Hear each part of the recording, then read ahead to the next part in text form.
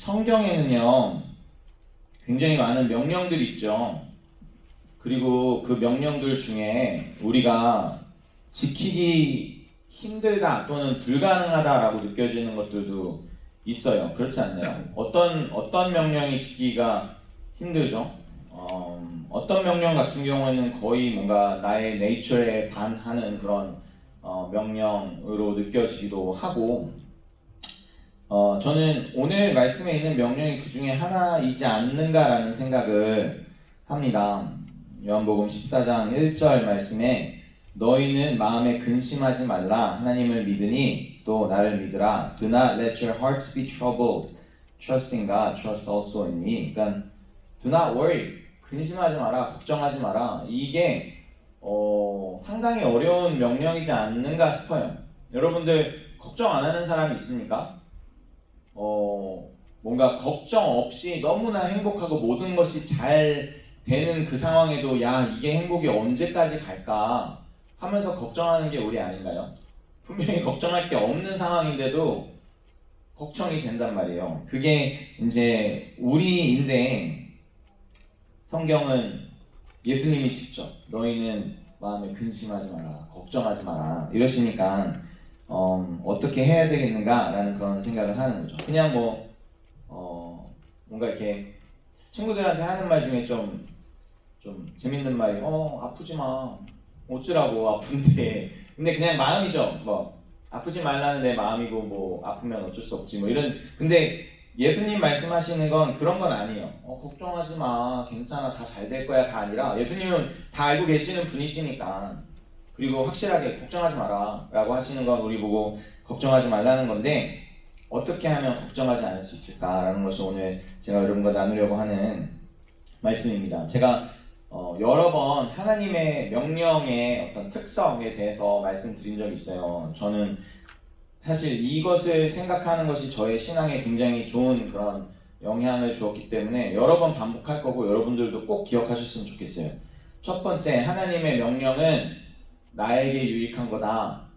하나님을 위한 게 아니라 나를 위한 거다. 그거는 우리가 하나님의 그 캐릭터를 생각해 봤을 때 알 수 있어요. 하나님은 완벽하신 분이시기 때문에 하나님 스스로를 위해서 아무것도 필요가 없으셔요. 그래서 뭔가 하나님이 우리에게 뭔가 요구하실 때 그것은 하나님을 위한 것이 아니라 우리를 위한 거다라는 거에 대해서 제가 여러 번 말씀을 드렸습니다. 그리고 두 번째, 하나님의 명령은 순종 가능한 것이다. 하나님은 불가능한 명령을 하시지 않는다. 제가 어렸을 때 깡패한테 많이 당한 건 아닌데 깡패들 있잖아요. 얘기했죠. 500원 주면서 1000원짜리 포켓몬빵 사와라. 그거 이제 안 판다 그러는데 말도 안 되는 그런 거를 억지로 시키는 그런 나쁜 사람이 아니고 하나님은 해라 라고 하는 건 오히려 할 수 있는 능력까지 우리에게 주신다는 거. 우리 부모님이 만약에 우리를 사랑하는 마음으로 심부름을 시킬 때 돈도 챙겨주고 혹시나 우리가 물건 못 찾을까봐 리스트 적어주면서 가갖고 아저씨한테 보여줘. 그리고 가는 길은 이렇게 가는 거야. 뭔가 모든 명령을 수행할 수 있는 준비를 다 해주시는 것처럼 하나님은 우리에게 주시는 명령을 우리가 순종 가능하도록 하신다라는 그 두 가지를 꼭 기억해 주셨으면 좋겠어요. 그래서 성경에 있는 어떤 명령을 보더라 그거는 불가능해. 그거는 안 지키고 싶어. 그것도 아니고 그걸 지키면 나한테 좋은 거니까 나는 지키고 싶은데 가능하지 않다라고 느껴질 때 아니야, 하나님이 주시는 명령은 다 가능해 라고 여러분들이 꼭 생각하면서 어려운 명령들을 하나하나씩 좀 이렇게 생각해 보면 좋을 것 같아요. 자, 하나님을 믿는다는 것은 그래서 하나님의 선하심을 믿는 것이고 하나님의 명령의 선하심과 가능함을 믿는다는 말도 되는 것입니다. 그래서 여러분들 중에 우리가 다 걱정이 있지만 근심이 있지만 솔직히 걱정하고 싶지 않잖아요. 걱정하는 거 피곤하고 불안하고 걱정 없이 살 수 있으면 얼마나 좋을까라는 생각을 하고 있다고 생각하기 때문에 저는 오늘 말씀을 통해서 우리가 걱정하지 않을 수 있는 방법을 또는 걱정하지 않을 수 있는 선택을 할 수 있으면 좋겠습니다. 여러분의 마음을 걱정시키는 문제는 무엇입니까? 그 부분에 있어서 하나님이 오늘 말씀하시고 책임져 주실 수 있는 부분인지 한번 생각해 보면 좋겠습니다. 오늘 본문에서 제자들은 굉장히 큰 걱정에 빠져 있어요. 그래서 예수님이 걱정하지 마 라고 하신 건데 이 걱정은 어쩌면 우리가 생각하는 걱정들보다도 더욱더 큰 걱정이에요. 무엇이냐면 예수님이 얼마 전부터 자꾸만 나는 이제 너네를 떠날 거야 라고 말씀하시기 때문이에요. 나는 이제 예루살렘으로 가서 잡혀갖고 십자가에 달려서 죽을 거야 라고 자꾸 막 불길한 얘기를 하시기 때문이에요. 13장 33절에 보면 작은 자들아 내가 아직 잠시 너희와 함께 있겠노라. 너희가 나를 찾을 것이나 일찍이 내가 유대인들에게 너희는 내가 가는 곳에 올 수 없다고 말한 것과 같이 지금 너희에게도 이르노라. My children, I will be with you only a little longer. 내가 조금만 더 너희랑 같이 있고 I won't be with you anymore 이라고 말씀하시는 거예요. 그리고 뒤에 Where I am going, you cannot come. 그러니까 뭔가 예수님 어디 가시는데요? 저희가 따라가면 안 돼요. 아니야 못 가. 그럼 안 가시면 안 돼요? 아니야 가야 돼. 조금만 더 있고 갈 거야 라는 이 메시지가 점점 현실로 다가오는데 제자들은 너무너무 걱정이 된단 말이에요. 얼마 전부터 예수님이 얘기를 하시는데 무슨 말인지 모르겠고 예수님 가시면 어떡하나 라는 그런 생각들을 하는데 사실은 이 제자들이 예수님을 따랐었던 어떤 그 모티베이션을 생각해 봤을 때 이들이 걱정하는 이유를 좀 더 알 수가 있어요. 아시잖아요. 뭐 어부였고 뭐 세리였고 사회적으로 조금은 소외계층이었고 뭔가 대단할 거 없는 그런 사람들이 운 좋게 예수라는 사람을 만났어요. 막 능력 있고 말씀하시는데 권위가 있고 막 병도 고치고 막 기적도 일으키고 그러면서 이 사람 따라가면 내가 정말 이 작고 초라했었던 내 모습에서부터 뭔가 새로운 어떤 그런 인생 역전할 수 있겠다. 어떤 사람들은 나도 어디서 좀 우리 부모님들한테 자랑스러운 아들이 될 수 있겠다. 성공할 수 있겠다. 뭐 가난에 이렇게 점점 이렇게 힘들어하지 않고 좀 여유 있는 삶을 살 수 있겠다. 뭐 돈도 가질 수 있겠다. 새로운 나라를 만드실 때 나도 뭐 정치도 해볼 수 있겠다. 어떤 뭐 이런 높은 사람도 될 수 있겠다. 그렇게 생각을 하고 있는데 예수님이 떠나신다고 하니까 안 되는데 예수님 떠나시면 안 되는데. 그리고 제자들은 이미 인생에 많은 것들을 베팅했습니다. 막 뭐 무슨 집도 내려놓고 가족도 떠나고 뭐 무슨 이런 나룻배 낚시 이런 거 그물 다 내려놓고 지금 예수님만 따르기로 결정한 지 3년 정도가 되었는데 그러니까 인생의 모든 것을 올인한 거죠. 그랬는데 예수님이 가신다라는 거예요. 뭐 여러분들이 어떤 요즘 친구들은 주식에 관심이 많다고 하는데 누군가가 이거 주식 좋다 그래갖고 거기에다가 막 비까지 얻고 올인을 딱 했는데 갑자기 뭐 무슨 일이 생겨갖고는 그게 막 와르르 이러면은 끝났네 내 인생이 끝났네 라는 그런 상황이란 말이에요. 그럼 어떡하지? 막 유대인들이 예수님을 박해할 때도 돌아다니면서 예수님 계시니까 우린 괜찮아 그러는데 예수님 가시면 그럼 우리는 그냥 그 막 이제 막 잡혀갖고 혼나고 사람들한테 조롱받고 난리 나겠네 라는 어떤 그런 상황이란 말이에요. 이들의 근심과 우리의 근심을 비교해 봤을 때 제가 생각하기에 제가 여러분들 마음을 대변하는 건 아니지만 우리가 가지는 근심과 걱정은 보통 어떨 때 걱정이 되냐면 무언가가 내가 원하는 대로 안 이루어질 때 내가 예수님 따라다니면서 나는 이렇게 될 줄 알았는데 그렇게 안 될 때 내가 교회 다니면서 또는 내가 공부하면서 내가 이렇게 저렇게 하면서 내 인생이 이렇게 될 거라고 나는 계획도 세우고 바람도 있고 뭔가 좀 그렇게 됐으면 좋겠는데 그렇게 안 될 것 같을 때 뭔가 여자친구랑 잘해보고 싶은데 얘가 자꾸 나를 밀어내고 헤어질 것 같을 때 헤어지고 싶지 않는데 나는 이 대학에 가고 싶은데 뭔가 내 성적이 조금 부족한 것 같고 기다리고 있는데 억셉턴스가 안 올 것 같고 그럴 때 뭔가 우리 부모님이 건강했으면 좋겠는데 뭔가 그게 잘 안 될 때 나도 좀 친구들이랑 이렇게 사이좋게 지내고 성격도 좋아서 인기도 좋았으면 좋겠는데 그게 잘 안 될 때 뭔가 내 인생 왜 이럴까 라고 할 때 걱정이 되고 마음의 근심이 our hearts are troubled 라는 단어가 여기 이렇게 사용되잖아요. 그리고 또 한 가지 그때 예수님이 안 도와준다고 느낄 때 제자들의 걱정이 많은데 예수님이 떠나간다고 느낄 때 하나님 나 지금 이 걱정 가운데 나를 혼자 두십니까? 기도하는데 뭔가 내 뜻대로 막 잘 안 이루어지고 그럴 때 더블로 힘들어지는 거죠. 안 그래도 힘든데 예수님이 안 도와주시는 것 같을 때 딱 제자들이 그런 상황이에요. 계획대로가 아닌 것도 뭐 유분수지 되게 옛날 말 같은데 예수님이 떠나시기까지 한다니 걱정을 안 할 수가 있습니까? 그런데 예수님이 제자들에게 또 우리에게 너네는 마음에 근심하지 말아라 라고 하시는 거예요. 오늘 본문에 분명히 예수님께서 우리가 걱정하지 않을 수 있는 이유를 세 가지 말씀해 주십니다. 첫 번째, 예수님을 믿어야 합니다. 1절, 너희는 마음에 근심하지 말라. 왜냐하면 너희가 하나님을 믿으니 나를 믿기 때문이다. 나를 믿으면 근심하지 않을 수 있다라는 것이죠. 우리가 근심하지 않을 수 있는 이유는 우리가 예수님을 믿을 수 있기 때문입니다. 제자들의 원인이 된 예수님이 떠나가신다라는 사실. 예수님 왜 떠나가세요? 우리는 예수님 떠나가지 않기를 원하시는데 왜 떠나가세요? 라고 하는 그 사건의 이유가, 그리고 하나님의 분명한 선하신 뜻이 있기 때문입니다. 막 아무리 해도 이해가 안 되죠. 예수님 왜 떠나시는 거예요? 도대체 떠나시면 어떡하라고요? 근데 우리는 나중에 알게 되지만 예수님은 꼭 떠나셔야만 했었던 이유가 있었고, 떠나시지 않으셨으면 안 되는 이유가 있었던 거죠. 뭐 십자가에서 우리의 죄를 용서하시고 우리가 하나님과 화목하게 하시는. 그러니까 결국엔 우리는, 제자들은 이해를 못했지만 예수님 왜 떠나세요? 라고 걱정을 했지만 실제로는 예수님 떠나셔야 되는 거구나, 이게 더 좋은 거구나 라는 것을 깨달을 때, 믿을 때, 깨닫지 못하고 믿을 때, 이미 뭔지 모르겠어요. 예수님이 나를 안 도와주시고 내 인생이 왜 이렇게 풀리는지 모르겠는데 그래도 예수님이 나를 사랑하시고 나의 인생을 인도하시기 때문에 무언가 하나님의 선하신 뜻이 있을 거야 라는 것을 믿을 때 우리는 근심하지 않을 수 있다는 거예요. 아직 어렵긴 하지만 저는 그 부분에 대해서 붙들면 우리의 근심이 분명히 이렇게 좀 작아지고 우리가 그것으로부터 자유로운 것을 경험할 수 있다고 생각합니다. 2절에 보시면 예수님이 2, 3절 내 아버지 집에 거할 곳이 많도다. 그렇지 않으면 너에게 일렀으리라. 내가 너희를 위하여 거처를 예비하러 가노니 가서 너희를 위하여 거처를 예비하면 내가 다시 와서 너희를 내게로 영접하여 나 있는 곳에 너희도 있게 하리라. 자, 걱정하지 마. 나 믿어. 내가 가는 데는 이유가 있어. 너는 잘 못 알아듣겠지만 나는 우리 하나님 아버지의 나라에 너희들이 거할 곳을 예비하러 가는 거야. 그리고 갔다가 올 거야. 오면 너네들을 데리고 갈 거야. 그러니까 걱정하지 마. 오케이? 대학이 안 됐어? 무슨 어려운 일이 생겼어? 걱정돼? 걱정하지 마. 그 안에 내 뜻이 있어. 지금은 이렇게 보일지라도 나중에 분명히 이렇게 할 거야. 금방 내 뜻대로 될 거니까 너도 걱정하지 마 라고 하나님이 말씀하시는 거죠.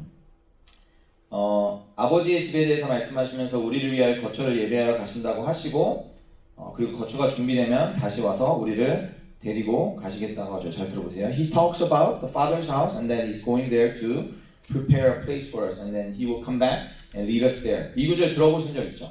예수님이 우리의 거처를 마련하러 가셨고 다시 오셔서 우리를 데려가실 것이다. 저는 이 구절에 대해서 예전에는 오해를 좀 했었던 것 같아요. 여러분들은 이 구절을 어떻게 이해하시는지 모르겠는데 얼핏 듣기에는 예수님께서 천국에 우리의 집을 만들고 계시고 when that it's ready, he will come back and get us. 근데 이 다시 오신다라는 이게 예수님의 그 second coming, 이제 부활하셔서 올라가셨다가 다시 예수님 오시면서 이 땅의 마지막이 올 때 그때 오시는 거라고 이해한다면 혹시 그렇게 생각하시나요? Jesus is coming back. 근데 그때가 요 다시 오시겠다라고 이야기하는 거라고 알아듣으면 우리는 지금 예수님이 아직도 천국에 우리의 집을 짓고 있는 게 되는 거예요.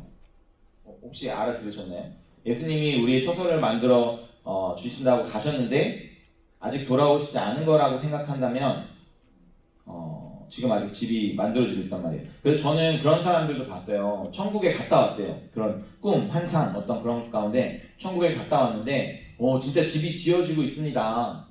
그러면서 저는 진짜 어떤 사람을 만났냐면 천국에는 빌딩들이 있는데 한 층의 층고가 3층짜리래요. 그래서 우리는 보통 8feet, 9feet, 10feet인데 그쪽은 이제 30feet, 27feet 이렇게 된다는 거죠. 그리고 사도 바울의 집이 70층이었대나? 근데 아직 지어지고 있대요. 그러니까 70층 곱하기 3이니까 한 210층 정도 우리 높이가 되는 건물이 아직도 지어지고 있고 그분이 얘기한 게 한국의 어떤 대형교회 목사님은 집이 없어갖고 막 홈리스로 살고 있더라 이러는데 그거 거짓말. 나는 믿지 않아요. 왜냐면 저는 하나님이 아직도 우리의 처소를 만들고 계시다라고 믿지 않거든요. 하나님이 세상을 창조하시는데 6일 걸리셨어요. 근데 2000년이 넘도록 천국에 뭘 막 뚝딱뚝딱 하고 계신다? 저는 그게 말이 안 된다라고 생각하고요.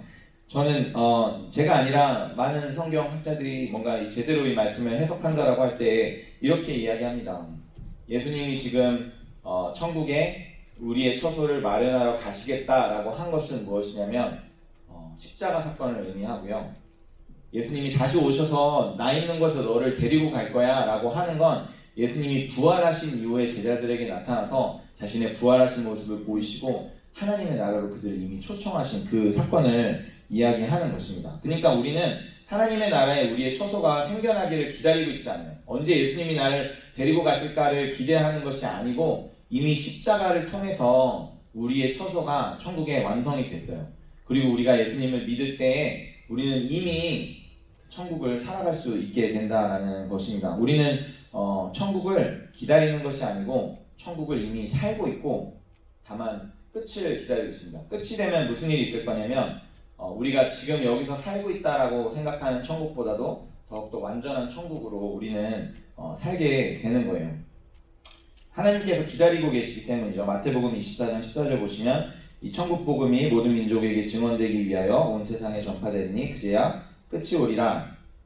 베드로후서 3장 9절 10절 우리 수련의 마지막 날 본문인데 주의 약속은 어떤 이들이 더디다고 생각하는 것 같이 더딘 것이 아니라 오직 주께서는 너희를 대하여 오래 참으사 아무도 멸망하지 아니하고 다 회개하기에 이르기를 원하시느니라.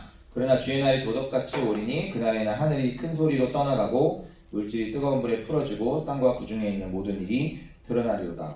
그러니까 그래서 저는 우리가 기억해야 되는 건 뭐냐면 우리는 이미 천국을 살고 있어요. 저는 수련회를 다녀오신 분들이나 뭔가 우리가 예배 가운데 하나님을 경험한 사람들은 천국을 분명히 맛봤다라고 생각하는데 수련회를 혹시 이번에 안 다녀오신 분들에도 저번에 다녀오신 수련회를 생각해 보세요. 하나님을 찬양하는데 기쁨이 있죠. 평소에는 없는 뭐 그런 기쁨이 있고 뭔가 그건 사람마다 다르긴 한데 제 경우에 제가 경험했었던 하나님을 찬양하는 것은 제가 경험한 다른 어떤 기쁨보다도 더욱더 컸었다라고 생각합니다. 뭔가 여러분들이 태어나기 몇 년 전에 2002년도에 대한민국에서는 한일 월드컵이라는 이벤트가 있었어요. 저는 그때 대학생이었던 것 같습니다. 그래서 크리스티랑 핀치에서 이제 축구 경기를 보는데 우리가 계속 이기는 거야. 막 16강, 8강, 4강 게임 이기면 막 나가고 차로 막 빵빵빵빵 대한민국 하면서 막 돌아다니고 진짜 신났었거든요. 막 크리스티 그때는 우리는 크리스티에서 많이 놀았는데 막 베들스에서 크리스티까지 막 이렇게 사람들이 쭉 줄 서갖고 막 파도 타기 하고 막 차 위에 올라가서 소리 지르고 너무 재밌는 거예요. 너무 기쁘고. 근데 뭔가 나 이거 왜 기쁘지? 뭔가 하나님을 찬양하는 기쁨이 뭔가 이것보다 덜 하다는 게 되게 자존심이 상했고 대한민국이 축구 4강 갔다고 뭐 내 어떤 인생에 보탬이 된 게 없는데 난 이게 왜 이렇게 기쁘지? 라고 생각하면서 뭔가 제 마음 안에 좀 도전이 생겼어요. 나는 하나님을 더 기쁘게 찬양하고 싶은데 그러다가 얼마 지나지 않아 이제 코스타라는 집회에 가서 거기서 하나님을 찬양하면서 아 그렇구나 이 기쁨이 월드컵의 기쁨보다 더 크구나. 내가 세상에서 느낄 수 있는 다른 어떤 기쁨보다도 더욱더 크구나. 정말 예배 가운데 하나님을 만나면 그런 기쁨을 우리가 경험할 수 있거든요. 여러분들이 꼭 그런 기쁨을 경험하시기를 간절히 바랍니다. 그랬었을 때 아 이곳이 천국이네 라는 그런 마음이 들 거예요. 그리고 우리가 서로 평소에 사랑하지 않고 뭔가 관심 가지지 않고 하지만 그래서 저 사람이 나를 사랑하지 않을 것 같은 것도 나도 참 힘들고 그렇지만 수련회 같은 데서 같이 게임도 하고 뭔가 막 기도도 해주고 일상하고 막 이게 막 둥가둥가 하고 뭐 그러다 보면 와 정말 우리 서로 간에 사랑이 있는 이곳이 바로 천국이 아닐까라는 그런 생각이 들어요. 그게 어떤 스피리추얼 하이나 우리를 속이는 어떤 비진리가 아니고 그게 진짜예요. 우리의 영적인 우리가 가야 되는 있어야 하는 곳이 바로 거기에요. 하나님을 찬양의 기쁨과 우리가 서로 하나 되는 그 기쁨.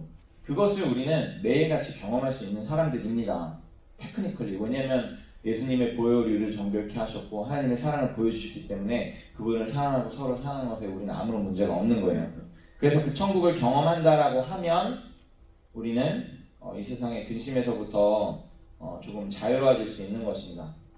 거기에 한 가지 더 붙이면 단지 그 끝이 온다라는 것을 우리가 기다리는 것은 무엇이냐면 고린도전서 13장 12절에 우리가 지금은 거울로 보는 것 같이 희미하나 그때에는 얼굴과 얼굴을 대하여 볼 것이요 지금은 내가 부분적으로 아나 그때에는 주께서 나를 아신 것 같이 내가 온전히 알리라.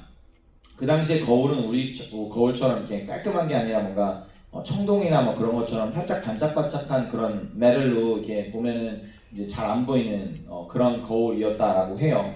그러니까는 이 얘기는 우리가 경험하는 천국은 사실은 진짜 천국에 비하면 그렇게 온전하지 않다.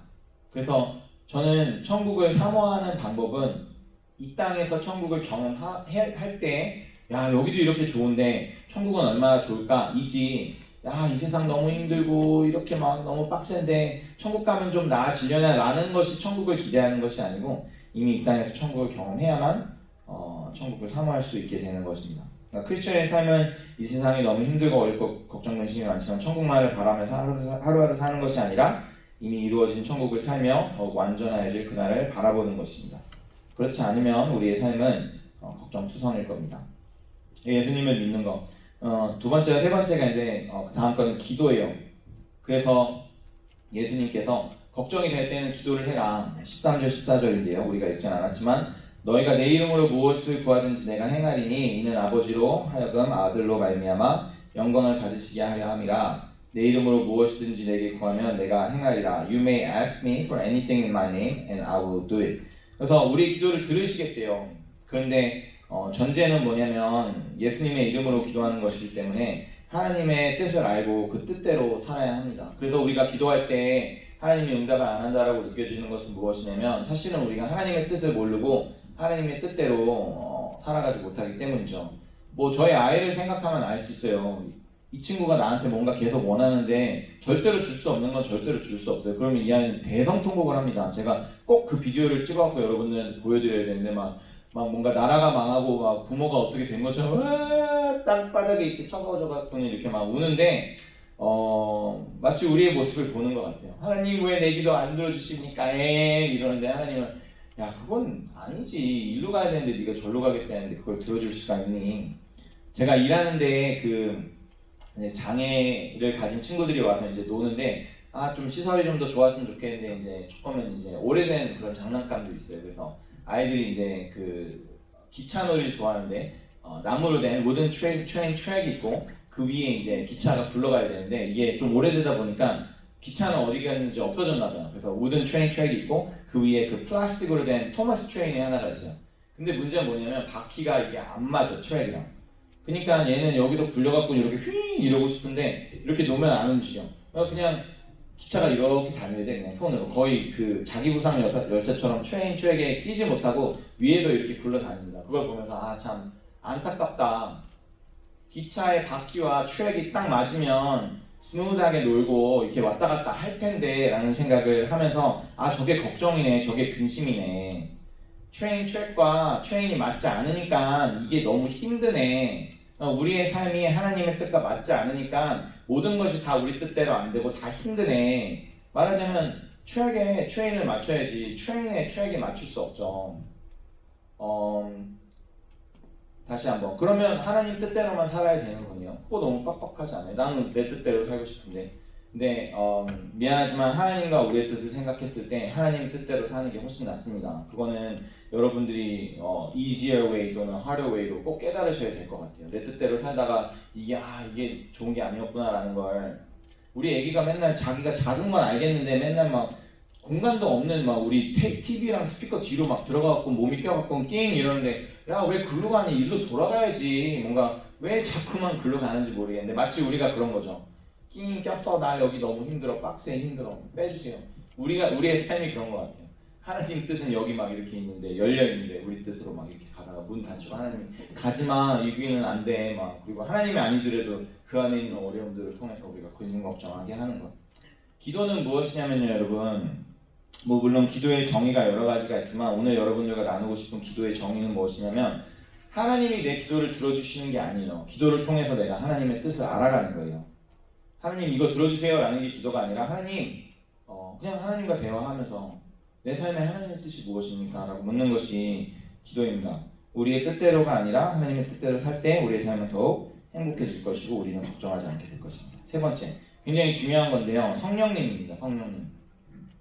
홀리 스피릿에 대해서 여러분 얼마나 알고 계세요? 성령님에 대해서 간단하게나마 나누고 여러분들한테 꼭 도움이 되면 좋을 것 같아요. 성령님은 간혹 우리가 잘 잊어버리고 지나가는 존재이긴 하지만 예수님은 분명히 성령님에 대해서 말씀하십니다. 오늘 14장 16절 내가 아버지께 구하겠으니 그가 또 다른 보혜사를 너희에게 주사 영원토록 너희와 함께 있게 하리니 그는 진리의 영이라 세상은 능히 그를 받지 못하나니 이는 그를 보지도 못하고 알지도 못함이라. 그러나 너희는 그를 아나니 그는 너희와 함께 거하시며 또 너희 속에 계시겠습니다.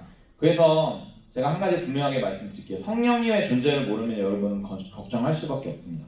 근데 성령님을 알면 걱정을 안 할 수도 있어요. 잘 보세요. 보혜사라는 존재인데 이제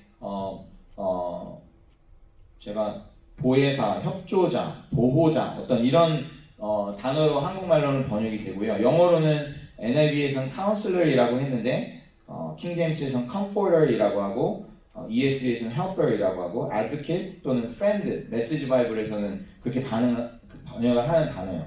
근데 이제 이런 여러 가지 의미가 있는데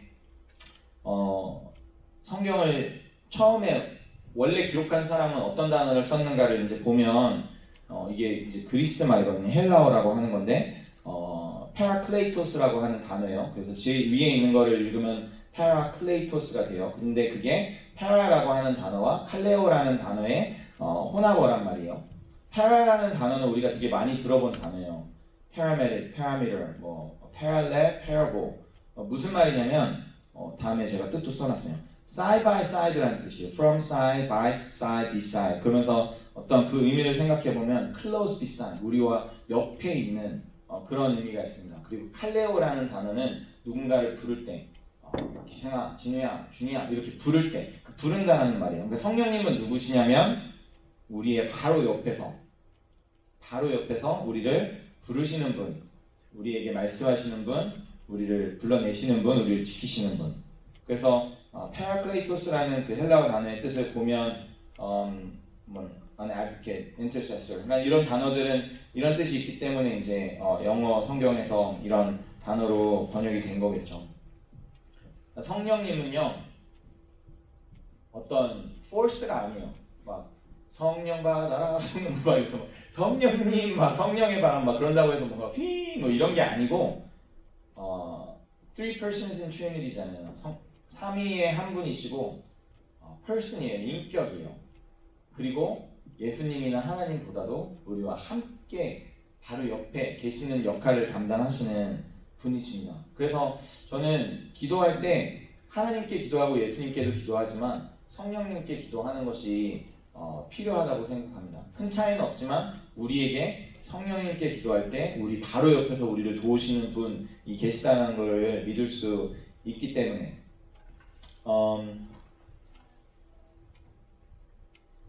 여기 진리의 영이라는 단어가 나오거든요. 17절에 그리고 잠시만요. 몇 절이죠? 네, 17절에 진리의 영이라는 단어가 나오는데 우리가 진리의 영이신 성령님께서 우리 바로 옆에서 계속해서 우리에게 말씀해 주시는 거예요. 진리를. 우리가 이거는 막 망했어요. 이거는 힘들어요. 이거는 빡세요. 이거는 막 근심 걱정이에요. 그런데 아니야. 하나님 뜻이 선하셔. 괜찮아. 하나님이 널 잘 인도하실 거야. 라는 것을 계속 말씀하시기 때문에 우리가 하나님 안에서 걱정하지 않을 수 있는 것입니다. 17절에 보시면 그는 진리의 영이라 세상은 능히 그를 받지 못하니 이는 그를 보지도 못하고 알지도 못함이라. 믿음이 없으면 성령을 볼 수가 없는데 믿음이 있는 사람들은 너희는 그를 아나니 그는 너희와 함께 거하시며 또 너희 속에 계시겠음이라. 여러분들은 성령님을 아십니까? 믿음이 있는데 성령님을 모르시는 건 조금 안타까운 거예요. 왜냐면 알 수 있는데 모르는 거기 때문에. 믿음이 있으시다면 이 시간부터 성령님을 알아가시면 좋겠습니다. 여기 안다라는 단어는 또 막 다시 제가 헬라어 단어를 가지고 왔는데 기노스코라는 단어인데 어떤 제가 또 있나요? 네, 누군가를 알게 되는데 그것을 경험적으로 알게 되는 단어를 의미한대요. 그러니까 성경에서 말하는 안다라는 단어는 내가 아이유를 알아요 라고 하는 게 아니라 진짜 아이유가 우리 엄마 친구의 딸이니까 내가 만난 적이 있고 그래서 내가 그 아이유를 알아. 나는 지금이라고 불러. 였으면 얼마나 좋겠습니까? 그게 아는 거지. 아이유 알고 93년생이고 나랑 11살 차이라고 그런 게 중요합니까? 그건 아는 게 아니에요. 성령님을 안다라는 건 배워서 아는 게 아니고 내가 기도 가운데 성령님 내 옆에 계시죠? 나 좀 도와주세요. 하나님 뜻을 알려주세요. 라고 했을 때 성령님이 쏙쏙쏙 그래요? 이렇게 그렇게 아는 것들을 이야기하는 것입니다. 그래서 26절에 보시면 다시 17절 후반에 보시면 왜냐면 그분이 우리와 함께 거하시며 또 우리 속에 계시겠습니다. He lives with you and He will be within us. 보혜사 26절 보혜사 곧 아버지께서 내 이름으로 보내실 성령 그가 너희에게 모든 것을 가르치고 내가 너희에게 말한 모든 것을 생각나게 하리라. 그래서 성령님께서 우리 수련의 주제가 위커리언인데 어떤 진리를 우리가 기억하고 살자라는 거였는데 그것을 하시는 분이 성령님이라는 것이죠. 우리가 수련에서 은혜를 받은 것은 성령님께서 그 자리에 계셔서 우리에게 하나님의 진리를 가르쳐 주셨음이고 우리가 걱정하지 않을 수 있는 것은 우리가 걱정이 될 때에 기도할 때 성령님께서 우리에게 그 진리를 계속해서 말씀하시고 생각나게 하실 거다라는 것입니다. 이게 성경이 말하는 복음이고 진리죠. 세상 사람들은 좀 싫어하는 거예요. 왜냐하면 세상 사람들은 내 뜻대로 되는 걸 원하지 하나님 뜻이 내게 선하다라는 걸 믿지 않기 때문에. 근데 믿는 사람들은 내 뜻대로 되는 것보다 하나님 뜻이 내게 이루어지는 것이 더욱더 좋습니다라는 것을 믿는 사람이기 때문에 이것을 우리는 진리라고 하고 복음이라고 하는 것입니다. 그래서 여러분들이 이 사실들을 좀 이렇게 생각했을 때 예수님이 명령하신 것처럼 걱정하지 마라고 할 때 그 명령에 순종할 수 있었으면 좋겠습니다. 왜냐하면 우리가 예수님을 믿기 때문에 우리가 기도를 통해서 하나님의 뜻이 내 뜻과 다른데 그게 더 좋은 뜻이라는 걸 알 수 있기 때문에 그리고 성령님이 지금 바로 우리 옆에 계시는데 우리에게 주님의 진리를 생각나게 하시고 그 말씀으로 우리를 위로하시기 때문에 그래서 요한복음 8장 32절에 보면 진리를 알지니 진리가 너희를 자유롭게 하리라 라고 말씀하셨죠. 하나님의 진리가 우리의 걱정과 근심으로부터 자유롭게 하시기를 주님의 이름으로 축원합니다.